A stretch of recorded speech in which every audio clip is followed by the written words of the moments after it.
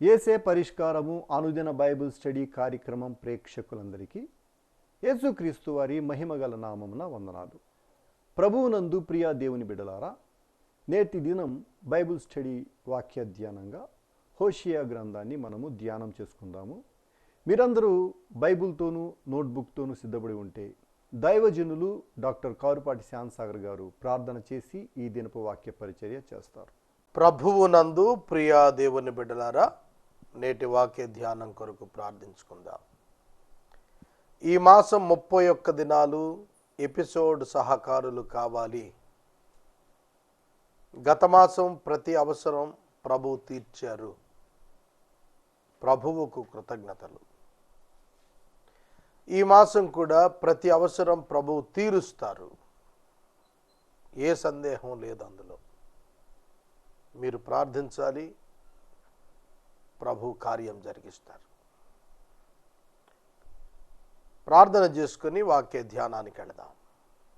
తలలు వంచండి, ప్రార్థనలో ఏకీభవించండి.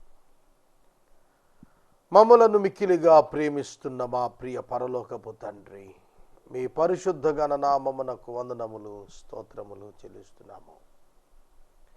నేటి వాక్య ధ్యానము మాకు దీవెనకరంగా అనుగ్రహించండి ప్రభు. నూతన సంవత్సరములో 2వ దినమున మీ పాద సన్నిధిలో ప్రార్థిస్తున్నాము. దినములు ఎప్పటి వలె వేగంగానే వెళతాయి. మా జీవితాలు ఒకనాడు ముగుస్తాయి. ఆ లోపట మేము నీ కొరకు ఏదైనా సాధించేవారిగా చేయమని ప్రార్థిస్తున్నాము. మా ప్రేక్షకులను ఆశీర్వదించండి. రక్షణ భాగ్యములోనికి తీసుకుని రమ్మని ప్రార్థిస్తున్నాము. మీ కృప, మీ సహాయం కొరకు అర్థిస్తున్నాము. ప్రభు, వాక్యము మీది, ప్రజలు మీ వారు. మీరు మాట్లాడి మహిమ పొందమని యేసు నామమున ప్రార్థిస్తున్నాను తండ్రి, ఆమెన్. ప్రభువు నందు ప్రియా దేవుని బిడలారా, భారత మిషన్ పొలములు అనే నూతన పరిచర్య ప్రారంభించాం. జమ్మూ కాశ్మీర్, పంజాబ్, ఉత్తరప్రదేశ్ ఈ 3 స్థలాలలో, రాష్ట్రాలలో 3 మిషన్ ఫీల్డ్స్ ఓపెన్ చేశాం జనవరిలో.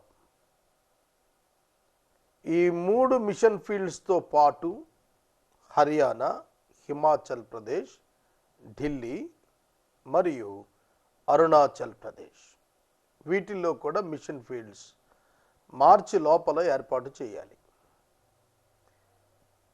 ప్రతి మిషన్ ఫీల్డ్కి ప్రతి మాసం 30,000 రూపాయల ఖర్చు ఉన్నది. ప్రతి నెల 1,000 రూపాయలు ఉత్తర భారతదేశ సేవకు ఇవ్వటానికి త్యాగపూరితంగా ముందుకొచ్చే వారిని నేను ఆహ్వానిస్తున్నాను. పని ప్రారంభించాం. కొద్దిమంది సహోదరులు ఇప్పటికే ముందుకొచ్చారు. 210 మంది కావాలి. 210 మంది కావాలి. 8 మంది సహోదరులు లభించారు ఇప్పటికీ. కనుక ఈ అప్పీల్ మీరు తీసుకోండి. మీ కుటుంబ పక్షంగా ఉత్తర భారతదేశంలో ఉన్న ప్రజలు రక్షణ పొందినట్లు ఈ మిషన్ ఫీల్డ్స్ను మనం ప్రారంభిస్తున్నాం.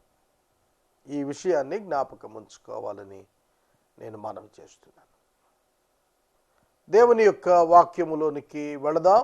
హోషేయ గ్రంథము 4వ అధ్యాయము 16వ వచనము మీ ఎదుట ఉంచుకొనండి.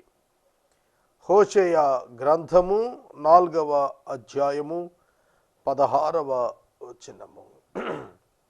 హోషేయ ఉత్తర రాజ్యమైన ఇశ్రాయేలు రాజ్యమునకు క్రీస్తు పూర్వము 760 నుండి 25 మధ్య 40 సంవత్సరాలు వరకు ప్రవచనాలు చెబుతున్నాడు.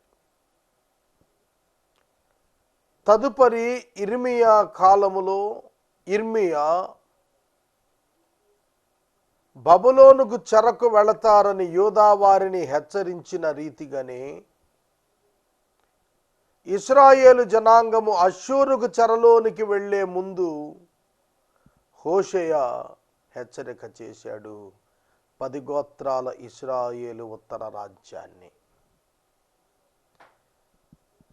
ఇశ్రాయేలు ఉత్తర రాజ్యం సొలొమోను అనంతరం యెరోబాము అను ఒక దుర్మార్గుని యొక్క చేతిలో పడింది. అక్కడ నుండి 19 మంది చెడ్డ రాజులు పరిపాలించారు.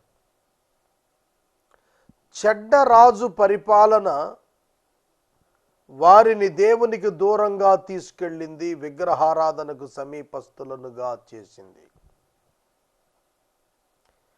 కనుక ఆ ప్రజలకు నాశనము తప్పదని దేవుడు సెలవిచ్చాడు. ఇశ్రాయేలీయులను ప్రక్షాళన చెయ్యాలి, వారి అంతరంగాలు శుద్ధి చెయ్యాలి, వారి తర్వాత తరాలు తిరిగి దేవునితో సమాధాన పడేటట్లుగా బుద్ధి కలుగ చేయాలి. అనగా వారిని అష్షూరుకు చెరకు పంపాలి. అష్షూరుకు చెరకు వెళ్లే ముందు వారి దుర్గతిని గూర్చి హోషేయ ప్రవచిస్తూ చెప్పిన మాట 16వ వచనం. పెయ్య మొండితనము చూపునట్లు ఇశ్రాయేలు వారు మొండితనము చూపి ఉన్నారు. కనుక విశాల స్థలమందు మేయు గొర్రె పిల్లలకు సంభవించినట్లు దేవుడు వారికి సంభవింప చేయును. Like a stubborn heifer, Israel is stubborn. Can the Lord now feed them like a lamb in a broad pasture? A lamb in broad pasture. విశాల స్థలములలో మేయుచున్నటువంటి గొర్రె పిల్లలకు ఏమి సంభవిస్తుందో అలా సంభవించేట్టు చేస్తాను. విశాల స్థలములో సంచరిస్తున్న గొర్రె పిల్ల దాడి నుంచి ఏమాత్రం తప్పించుకోలేదు, పట్టుబడి తీరుతుంది, ఖచ్చితంగా పట్టుబడిపోతుంది. గొర్రె అనలా, గొర్రె పిల్ల అన్నాడు. కనుక ఇశ్రాయేలీయులు ఎటువంటి మొండితనము చూపారంటే పెయ్య మొండితనము. పెయ్య మొండితనం అంటే మగ దున్నపోతులు ఉంటాయి చూశారు, అవి చిన్న వయస్సులో వాటిని పని కొరకు లాగుతుంటే బద్ధకంతో అవి వెనక్కి లాగుతుంటాయి, మొండిగా ఉంటాయి, మొండితనం చూపిస్తాయి. సులువుగా లోబడవు, బెత్తం వాడి బాగా దండిస్తే తప్ప లోబడవు. మొండితనం అంటే అది. పాఠశాలలలో చిన్నపిల్లలలో కొందరు మొండితనం చూపిస్తూ ఉంటారు. ఎంత కొడుతున్నా వాళ్ళలో మార్పు రాదు, ఎంత తిడుతున్నా గద్దిస్తున్నా మార్పు రాదు. అట్లాంటి వారిని పెయ్యమొండితనం చూపిస్తున్నాడు అని సామెతగా వాడతారు. ఇశ్రాయేలీయులు లోబడుటకు ఇష్టపడటం లేదట, అందుకే పెయ్య మొండితనము అన్నాడు. సోదరుడా సోదరి, సులువుగా లోబడు మనస్సు కలిగి ఉండాలి. తిరుగుబాటు స్వభావం కలిగిన వ్యక్తులు ఎన్నడూ సులువుగా లోబడరు. ఇది వాస్తవం, చరిత్రలో రుజువు. వాక్య వింటున్న సహోదర సహోదరీలారా, మీరు మొండితనము కలిగి ఉన్నారా? దైవ సంబంధ విషయాల్లో జాగ్రత్తగా ఆలోచించుకోండి. ఇశ్రాయేలు మొండితనం కలిగి ఉన్నందున క్రీస్తు పూర్వము 722లో అష్షూరునకు చెరకు దేవుని చేత కొనిపోబడింది. మన మొండితనము మనలను నష్టమునకు నడిపిస్తుంది, హీనదశకు నడిపిస్తుంది. మన సులభమైన విధేయత జీవితం ఘన చరిత్రకు మనలను సిద్ధం చేస్తుంది. ఎఫ్రాయిము విగ్రహములతో కలుసుకొనెను, వానిని అలాగుననే ఉండనిమ్ము. యూదా వారితో పాటుగా ఎఫ్రాయిమీయులు ఉన్నారు. వారు విగ్రహారాధన చేస్తున్నారు. వారికి శిక్ష తప్పదు. వారికి ద్రాక్షారసం చేదయింది.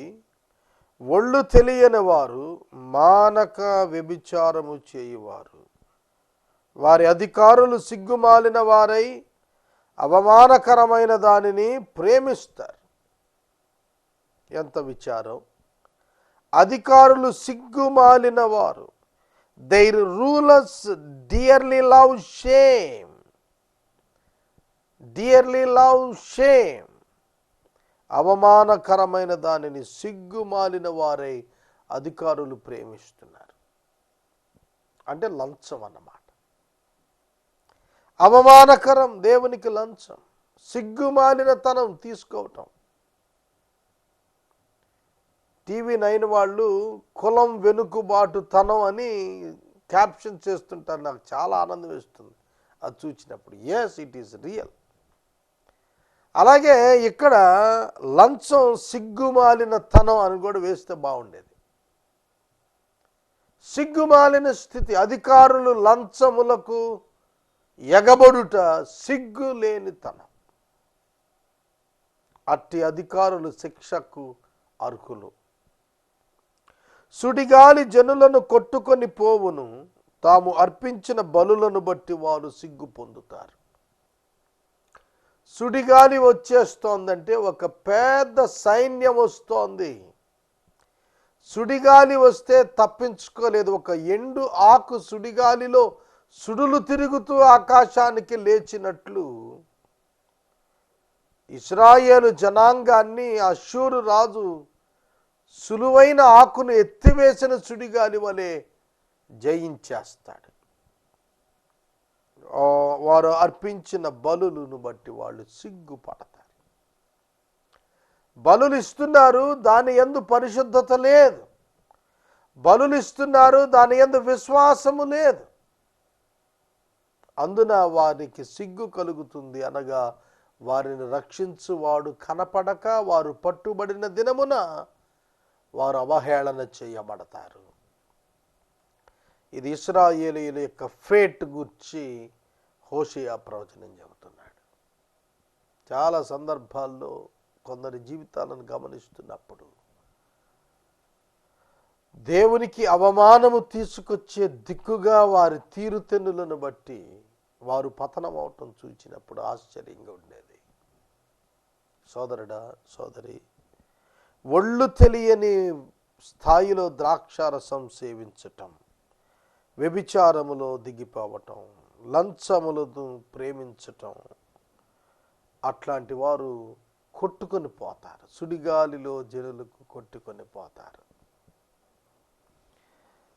బలులను బట్టి సిగ్గుపడాల్సిన పరిస్థితి, అతిశయించాల్సిన బలులను బట్టి తమ జీవితంలో పాపముంచుకొని బలులు ఇచ్చుట వలన అవమానం కలిగింది. బలి ఇచ్చువాడు పరిశుద్ధుడై ఉండాలి. బలి ఇచ్చువాడు నవీన అంతఃకరణ కలిగి ఉండాలి. బలులర్పించువాడు మొదట అంగీకరించబడిన వాడై ఉండాలి.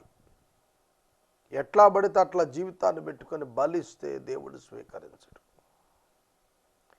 కనుక ఇక్కడ చెప్పిన మాట, అట్టివారు బలులను బట్టి సిగ్గు పొందుతారు. 5వ అధ్యాయానికి వెళదాం. 5వ అధ్యాయంలో యాజకులను గూర్చినటువంటి హెచ్చరికలు 15 వచనాలు పరిశుద్ధాత్మ వ్రాయించాడు. చదువుకుందాం. యాజకులారా, నా మాట ఆలకించండి. ఇశ్రాయేలీయులు వారలారా, చెవిని పెట్టి ఆలోచించండి. ఆలకించుడి, ఆలోచించుడి. ఈ 2 పదాలు బాగున్నాయి కదూ నూతన సంవత్సరంలో. ఆలకించుడి.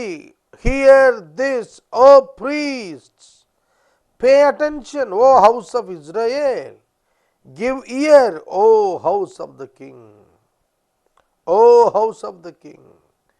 రాజగృహమా, రాజ సంతత, చెవియొగ్గి ఆలకించండి. యాజకులకు సందేశం ఇస్తున్నాడు. ఈ సందేశం దేశంలో ఉన్నవారు ఆలకించాలన్నాడు. మిస్పా మీద ఉరిగాను తాబోరు మీద వలగాను ఉన్నారు గనుక మిమ్మును బట్టి ఈ తీర్పు జరుగుతుంది. ఉరిగాను వలగాను ఉన్నారు. రాజసంతతి వారు ఉరిగా ఉన్నారు, వలగా ఉన్నారు అన్నాడు. ఈ రెండు పదాలు మీరు తెలియనిది కాదు. ఉరి నాశనం, మరణాన్ని, వల పట్టుబడుటను సూచిస్తోంది. మీరే వలగా తయారయ్యారు యాజకులారా, మీరే ఉరిగా తయారయ్యారు. మీరు మితి లేకుండా తిరుగుబాటు చేశారు కనుక నేను వారిని అందరినీ శిక్షిస్తాను. ఎఫ్రాయిమును నేను ఎరుగుదును, ఇజ్రాయేలు వారు నాకు మరుగైన వారు కారు. ఎఫ్రాయిము, నీవు ఇప్పుడే వ్యభిచరిస్తున్నావు, ఇశ్రాయేలు వారు అపవిత్రులైరి. ఇశ్రాయేలు వారు నాకు మరుగైన వారు కారు అండర్లైన్ చేసుకోండి. నేను మరుగుగా లేను ప్రభువునకు. ఇది మనలను ఎంతగానో ధైర్యపరుస్తున్న మాట. మరుగైన వారు కారు. మనం మరవబడే వారం కాదు, అట్టడుగున ఉన్న వారం కాదు. దేవుడు జ్ఞాపకం చేసుకున్నప్పుడు సమాజంలో తలగానే ఉంటాం. ఎఫ్రాయిమును నేను ఎరుగుదును, ఇశ్రాయేలు వారు నాకు మరుగైన వారు కాదు. ఎఫ్రాయిము, నీవు ఇప్పుడే వ్యభిచరిస్తున్నావు, ఇశ్రాయేలు వారు అపవిత్రులయ్యారు. తమ క్రియల చేత అభ్యంతరపరచబడిన వారై వారు తమ దేవుని యొద్దకు తిరిగి రాలేకపోవుదురు. దేవుని యొద్దకు తిరిగి రాలేని దుస్థితిలోనికి, బలహీనతలలోనికి దిగబడిన జీవితం కనిపిస్తోంది. తమ క్రియల చేత అభ్యంతరపరచబడిన వారై తమ దేవుని యొద్దకు తిరిగి రాలేకపోతున్నారు. దేవుని యొద్దకు తిరిగి రాలేకపోవటానికి నీ క్రియలు కారణమా సోదరుడా? యోహాను సువార్తలో చెప్పాడు, వెలుగు ఎప్పుడో లోకంలో ప్రత్యక్షమైంది, కాగా వారి క్రియలు చెడ్డవైనందున వారు వెలుగునొద్దకు రారని చెప్పాడు. కనుక మీరు వెలుగునొద్దకు, యేసునొద్దకు వచ్చుట లేదు అనగా మీ అంతరంగములో ఎక్కడో మీరు పాపాన్ని ఉంచి ఉన్నారు అని అర్థం. చూడండి 5వ వచనం. ఇశ్రాయేలు యొక్క అతిశయాస్పదము అతని మీద సాక్ష్యమిచ్చును. ఇశ్రాయేలు వారు, ఎఫ్రాయిము వారు తమ దోషములో చిక్కుబడి తొట్టిల్లిపోతున్నారు. వారితో కూడా యోదావారు తొట్టిల్లుతున్నారు. వారు గొర్రెలను ఎడ్లను తీసుకొని యెహోవాను వెదకబోతారు, కానీ ఆయన వారికి తన్ను మరుగు చేసుకొనినందున వారికి కనపడకుండాను. They missed the presence of God. They were not able to have the presence of God in their life. వారి జీవితాల్లో దైవ సన్నిధిని వారు పొందలేని దీనావస్థలో ఉన్నారు. వారు గొర్రెలను ఎడ్లను తీసుకుని వెతకబోయారు, కానీ ఆయన వారికి తనను దాచుకున్నాడు, తాను ప్రత్యక్షం కాలేదు. ఫెయిత్ఫుల్ గాడ్, నమ్మదగిన దేవుడు ఎందుకు ఇట్లా చేస్తున్నాడు? ఆయన హృదయము నొచ్చుకున్నది, తనను తాను మరుగు చేసుకున్నాడు, దాచేసుకున్నాడు. ఆయన ముఖం కనబడనివ్వకుండా ఇంకెవడు చూడగలడు? ఆయనకు మంత్రి అయి ఉండి చెప్పి సలహా ఇవ్వగలిగిన వాడెవడు? ఆయన చేసిన కార్యములను విమర్శించి ఇది చెడ్డని చెప్పదగిన స్థాయి కలిగిన వాడు ఎవడున్నాడు? ఎవడూ లేడు. ఈ రాత్రి వాక్యం వింటున్న సహోదరుడా, సహోదరి, యెహోవాకు విశ్వాసఘాతకులై వారు అన్యులైన పిల్లలను కనిరి. ఇంకొక నెల అయిన తరువాత వారు వారి స్వాస్యములతో కూడి లయమగుదురు. స్వాస్థ్యముతో కూడి లయమగుదురు, అండర్లైన్ చేసుకోండి. ఇశ్రాయేలీయులకు స్వాస్థ్యము ఉచితంగా ఇవ్వబడినది కనాను భూభాగములో. వారు దాన్ని నిలబెట్టుకోకుండా పోగొట్టుకున్నారు కనుక వారు లయమైపోయేటట్లుగా దేవుడు ఆజ్ఞాపిస్తున్నాడు. సహోదరి, సహోదరుడా, దేవుని నామమును అవమానపరుచున్నట్లుగా జీవించి నీ బ్రతుకున నష్టము తెచ్చుకొనవద్దని మనవి చేస్తున్నాను. గిబియాలో బాకానాదం చెయ్యండి, రామాలో బోరవోదండి. బెన్యామీనీయులారా, మీ మీదకి శిక్ష వస్తోందని బెతావేనులో బొబ్బబెట్టండి. శిక్షాదినమున ఎఫ్రాయిము పాడైపోవును, నిశ్చయముగా జరగబోవు దానిని ఇజ్రాయేలీయుల గోత్రపు వారిని నేను తెలియజేస్తున్నాను. ఎఫ్రాయిము పాడైపోవును, ఎఫ్రాయిము పాడైపోవును. మనష్షే ఎఫ్రాయిమీయులు ఇరువురు యోసేపు సంతతి. యోసేపు సంతతిని యాకోబు ఆశీర్వదించాడు. మరి అట్టి ఆశీర్వాదము పొందిన ఎఫ్రాయిము గోత్రం ఇక్కడ ఎందుకు దీవెన కోల్పోయింది?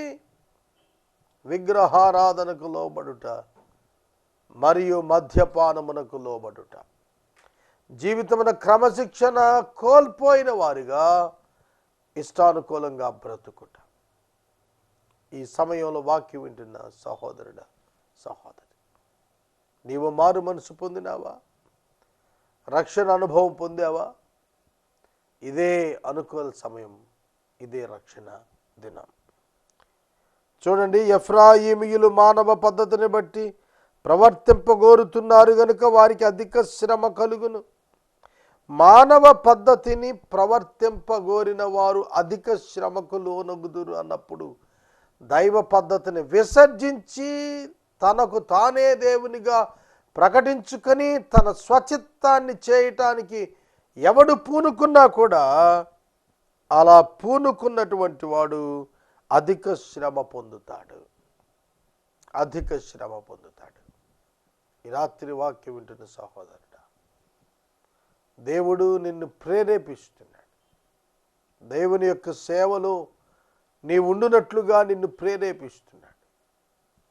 దేవుని యొక్క పిల్లలు ఎఫ్రాయిమీయులు దేవుని విడిచిపెట్టారు, అది ఆయనకు గాయమైంది. మానవ పద్ధతులలో దైవ ఉపదేశాలను అర్థం చేసుకునే ప్రయత్నంలో విఫలమయ్యారు ఎఫ్రాయిమీయులు. ఎఫ్రాయిమీయులకు చిమ్మటి పురుగుగాను యూదావారికి వత్స పురుగు వలెను నేనుండును. I'm like a moth to Ephraim and like dry rot to the house of Judah. పురుగు తొలిచేస్తుంది, చిమ్మట పురుగు చిమ్మట పెట్టిస్తుంది, ఆనవాళ్ళు లేకుండా తినేస్తాయి అవి. వీటిని వ్యవసాయ భాషలో మనం చెప్పాలి అంటే కీటకాలు, విషకీటకాలు. ఇవి పంటను పాడు చేసేటువంటి దుర్మార్గపు జాతికి చెందినవన్నమాట. వాటి నుంచి ప్రభువు చెబుతున్నాడు, ఎఫ్రాయిమీయులకు నేను అలా అవుతాను అంటే వాళ్ళని ఖచ్చితంగా నాశనానికి అప్పగిస్తాను, వాళ్ళు తప్పించుకోలేరు. తాను రోగి అవుట ఎఫ్రాయిము చూచెను, తనకు పుండు కలుగుట యోధా చూచెను. అప్పుడు ఎఫ్రాయిము అష్షూరీయుల యొద్దకు పోయెను, అప్పుడు ఎఫ్రాయిము అష్షూరీయుల యొద్దకు పోయెను. రాజైన యారేబును పిలుచుకొనెను. అయితే అతడు నిన్ను స్వస్థపరచ జాలడు, నీ పుండు బాగు చేయజాలడు. ఏలయనగా ఎఫ్రాయిమీయులకు సింహము వంటి వాడుగాను యూదావారికి కొదమ సింహము వంటి వాడుగాను నేనుంటాను. నేనే వారిని పట్టుకుని చీల్చేస్తాను, నేనే వారిని కొనిపోతాను. విడిపించువాడు ఒక్కడును ఉండకపోతాడు. సోదరుడా, సోదరి, విడిపించువాడు ఒక్కడును ఉండకపోవను. ఎంత దారుణం అండి ఇది! దేశంలో ఒక్కడైనా లేచి నిలబడి దేవుని పక్షంగా ఉండి ప్రజల పక్షంగా పోరాడు యోధుడు లేడా? ఉండకుండా పోతాడని దేవుడే చెబుతున్నాడు. దేవుని కార్యాలను గ్రహించని వారు, దేవుని సన్నిధానమును గ్రహించని వారు నష్టపోతారు. వారు మనసు త్రిప్పుకొని నన్ను వెదుకు వరకు నేను తిరిగి నా స్థలానికి పోవుదును. తమకు దురవస్థ సంభవించగా వారును బహు శీఘ్రముగా వెదుకుదురు. యాజకులతో ప్రారంభించాడు ఈ అధ్యాయం. యాజకులతో ప్రారంభించి చివరగా చెబుతున్నాడు, దురవస్థ సంభవించింది, నన్ను శీఘ్రంగా వెతుకుతారు. మనసు త్రిప్పుకొని నన్ను వెతికే వరకు నేను ఈ స్థలాన్ని విడిచి నా స్థలానికి వెళ్ళిపోతున్నాను అన్నాడు. దేవుని యొక్క ఆత్మ తన యొక్క ప్రజలను దేవుని పక్షముగా నిలవబెట్టుటకు అనుగ్రహించబడ్డాడు. కనుక దేవుడు మనసు త్రిప్పుకొని వెళతానంటున్నాడు. నా మనసు త్రిప్పుకొని నన్ను వెదికే వరకు నా స్థలం వదిలేస్తా అన్నాడు. బైబిల్ గ్రంథములో, న్యాయాధిపతుల గ్రంథంలో సంసోనును యెహోవా ఆత్మ ఎడబాసనని అతనికి తెలియలేదు. ఇశ్రాయేలీయులకు అర్థం కాలేదు. అష్షూరుకు చెరకు వెళ్ళు వరకు తమను దేవుడు విడిచిపెట్టేశాడని అర్థం కాలేదు. 586 BC వరకు యూదా జనాంగానికి తెలియలేదు తమను దేవుడు విడిచాడు, అందుకే బబులోనుకు చెరకు వెళ్ళామని వారికి అర్థం కాలేదు. మనం కూడా అంతే. ఈనాడు మనకు అర్థం అవుతోందా? దేవుని సన్నిధి ఉన్నదా మనలో? దేవుని అనుభవిస్తున్నామా? అనుదినము తమకు దురవస్థ సంభవించగా వారు నన్ను బహుశీఘ్రంగా వెతుకుతారు. ఇదొక్కటి మంచి క్వాలిటీ అండి. దురవస్థ సంభవించినప్పుడు చాలామంది ఆత్మహత్యలు చేసుకుంటున్నారు. కానీ అది సొల్యూషన్ కాదు. దేవుని వెతకాలి.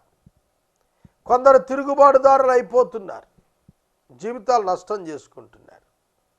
మన జీవితంలో గుర్తెరగాలి. శీఘ్రముగా నన్ను వెతుకుతారు, బహుశీఘ్రంగా నన్ను వెతుకుతారు. దేవుడు చెబుతున్నాడు, ఇజ్రాయేలు ఆ షోమ్రోనునకు ఆ యొక్క చెరకు వెళ్ళినప్పుడు వెతుక్కుంటుందట ఆ దేవుణ్ణి తిరిగి. అష్షూరునకు షోమ్రోను వాసులు చెరకు వెళ్ళినప్పుడు వారు దేవుణ్ణి వెతుక్కుంటారు. అందుకే కదా దేవుడు తన ప్రజలను మార్పు కొరకే కదా వారిని శిక్షకు అప్పగించాడు. గాడ్స్ మిషన్ కంప్లీట్ అవుతుంది. సహోదరుడా, సహోదరి, దేవుని యొక్క రాజ్యము వైపు దృష్టి ఉంచవలసిన వ్యక్తులు లోకము వైపు, లోక స్థిరత్వం వైపు కనులుంచినప్పుడు నష్టపోతారనే పాఠం ఇందులో మనం చూడగలుగుతున్నాం. రేపటి వాక్య ధ్యానం 6వ అధ్యాయంలో యెహోవా యొద్దకు మరులుదాం రండి అనే భావనను ధ్యానిద్దాం. ఎపిసోడ్ సహకారులు కావలెను, ముందుకు రమ్మని మనవి చేస్తున్నాము. మనము ఇంతవరకు దైవజనులు డాక్టర్ కారుపాటి శ్యాంసాగర్ గారి ద్వారా బైబిల్ స్టడీ వాక్య ధ్యానమును హోషియా గ్రంథము నుండి ధ్యానం చేసుకున్నాం.